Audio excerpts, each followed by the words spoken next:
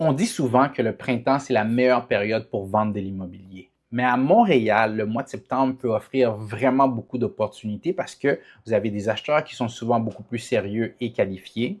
Deuxièmement, vous avez moins de distractions. Et si vous êtes un vendeur qui a une propriété qui est dans un marché très compétitif, souvent il y a un peu moins de concurrence en termes de moins d'autres propriétés à vendre.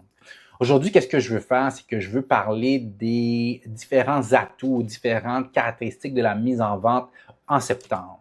Alors, première chose qu'il faut considérer, c'est que les acheteurs qui sont sur le marché au mois d'août, au mois de septembre, c'est typiquement des acheteurs qui n'ont pas trouvé le printemps. Ils reviennent de vacances, ils tombent dans leur petite routine après le retour à l'école, puis ils se disent, qu'est-ce que j'aimerais faire? C'est trouver une propriété avant qu'il commence à neiger ou avant les fêtes. Alors, il faut considérer qu'il y a certains avantages à la mise en vente pour septembre, encore une fois, si on part du côté d'un vendeur. Premièrement, vous pouvez encore jouir des caractéristiques de l'été, ça veut dire encore une belle température, beaucoup de luminosité. Alors, vous pouvez encore faire des visites à 7 heures le soir sans avoir peur qu'il fasse déjà noir puis qu'un acheteur puisse pas voir la majorité des caractéristiques que la luminosité pourrait amener à votre propriété. Ça, c'est la première chose. Deuxième chose, c'est que, comme je vous disais un petit peu plus tôt, les acheteurs qui sont sur le marché au mois de septembre, c'est des gens qui ont visité beaucoup pendant le printemps, même s'ils ont peut-être mis leur projet en pause pendant l'été, mais quand ils reviennent, ils sont déjà très clairs par rapport à ce qu'ils veulent. Ils ont éliminé des secteurs, ils ont éliminé des fourchettes de prix, ils sont beaucoup plus sérieux par rapport à ce qu'ils cherchent au mois de septembre et ils veulent faire quand même assez rapidement. Alors, c'est des gens qui vont vouloir signer assez rapidement. Et l'autre chose qui est un très gros avantage, vous savez comme moi, entre janvier et juin, on a énormément, oui, d'acheteurs, mais on a aussi énormément de vendeurs qui sont sur le marché. Ça veut dire qu'il y a beaucoup de compétition. En septembre, si on enlève toutes les propriétés qui se sont vendues ou celles qui ne se sont pas vendues, mais que les vendeurs ont décidé d'abandonner le projet, alors il y a beaucoup moins de compétition pour un vendeur. Ça, c'est les avantages. Maintenant, vous allez me dire, ben, c'est sûr qu'il n'y a pas juste des avantages, c'est quoi les inconvénients? Les inconvénients, c'est que, première chose, si on compare la période de temps qui est disponible pour vendre, quelqu'un qui met sa propriété sur le marché au mois de janvier a probablement 4, 5 mois pour trouver un vendeur. Au mois de septembre, vous avez probablement entre 6 à 8 semaines pour qu'un acheteur fasse une offre qui a assez de temps pour réaliser les conditions et déménager avant l'hiver ou les fêtes. Alors, la période est beaucoup plus courte. Gardez en tête que vous avez 6 à 8 semaines pour trouver un acheteur. Deuxième inconvénient, c'est que on parlait de la luminosité, des attraits naturels.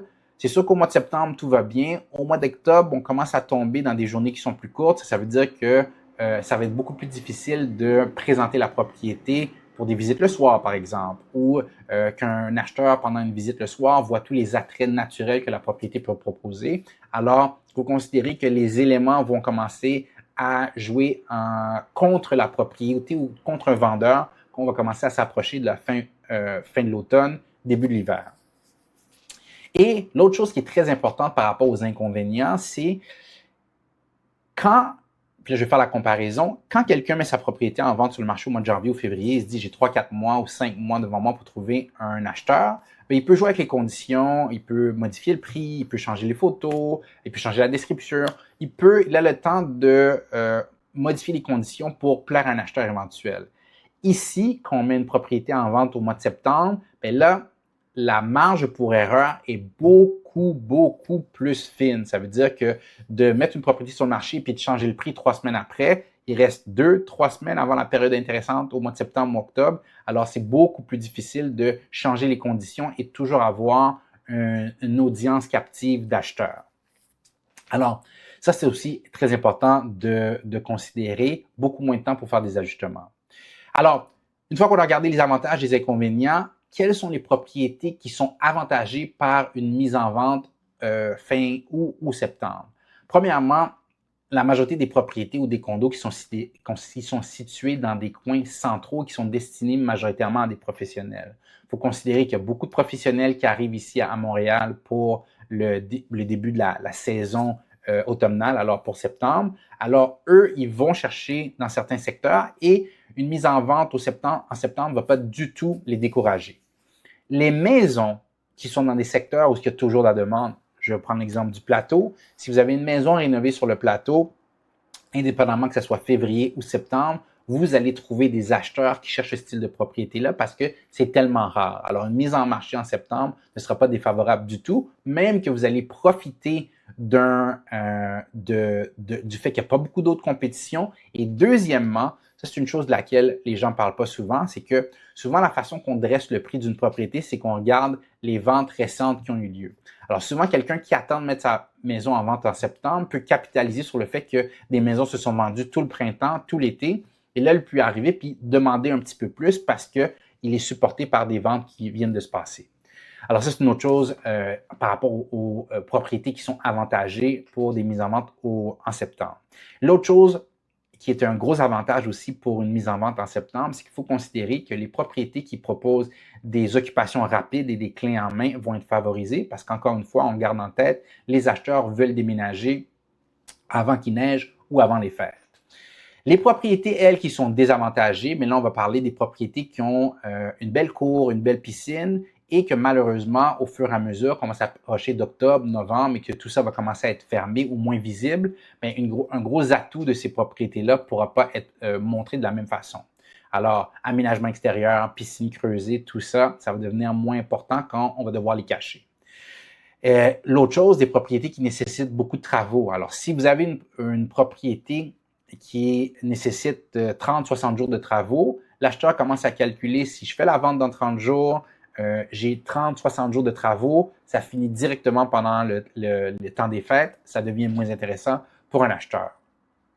Et l'autre chose aussi, là on pense en général que ça soit indépendamment au printemps, l'été ou l'hiver, les propriétés qui sont mal affichées en termes de prix et qui sont mal présentées vont toujours rester un désavantage. Pour moi, quelqu'un qui pense sérieusement à mettre sa maison en vente au mois de septembre doit éviter les erreurs desquelles je vais vous parler maintenant. Ça veut dire qu'il faut éviter de préparer votre maison pour la vente en septembre si vous voulez la mettre en vente en septembre. Il faut probablement avoir cette discussion-là en nous pour préparer la propriété, pour préparer la paperasse, le contrat. Comme ça, vous êtes prêt à la mettre en vente pour septembre plutôt que de décaler cette date-là et la mettre en vente mi-septembre, troisième semaine de septembre ou début octobre, où là, vous allez réduire de moitié la période intéressante. Deuxième chose qu'il faut éviter de faire en termes d'erreur, c'est de négliger les documents nécessaires. Certificat de localisation, déclaration de copropriété, procès-verbaux, tout ce qui vient avec ça. Encore une fois, si vous commencez à avoir cette réflexion-là au mois de septembre, c'est trop tard, vous êtes en train de gaspiller une grosse partie de l'activité. Et l'autre erreur, c'est d'arriver sur le marché trop tard sans nécessairement avoir une stratégie. Alors encore une fois, si je compare le printemps et l'automne, le printemps, vous avez le temps d'ajuster le tir, il y a beaucoup de mois d'activité. À l'automne, il faut être prêt avec le bon prix, la bonne mise en marché dès le début. Alors pour moi, le verdict, est-ce que ça vaut la peine de mettre une propriété en vente au mois de septembre? Oui, mais il faut considérer que la période est beaucoup plus courte. Alors quand vous allez mettre la propriété en vente, il faut déjà que les conditions gagnantes soient là. Prix, photos, documents, déjà prêts. De mon côté, je vais vous poser la question, pour vous, si vous pensez mettre votre propriété en vente au mois de septembre, quelle est la chose pour vous qui est la plus importante, qui serait pour vous la plus cruciale à régler? J'aimerais ça que vous me laissiez ça dans les commentaires. Et d'un autre côté, si vous savez absolument que vous voulez mettre votre propriété en vente pour le mois de septembre, n'hésitez pas à me contacter, ça me fera plaisir de vous donner une consultation puis voir qu'est-ce qu'il y a à faire avant septembre. Si c'est la première fois que vous tombez sur une de mes vidéos, mon nom c'est Jean, je suis courtier immobilier et je fais ces vidéos-là pour démystifier l'immobilier pour les gens qui sont curieux d'acheter l'immobilier à Montréal. Alors n'hésitez pas à aller voir d'autres vidéos, à vous inscrire et à laisser des commentaires.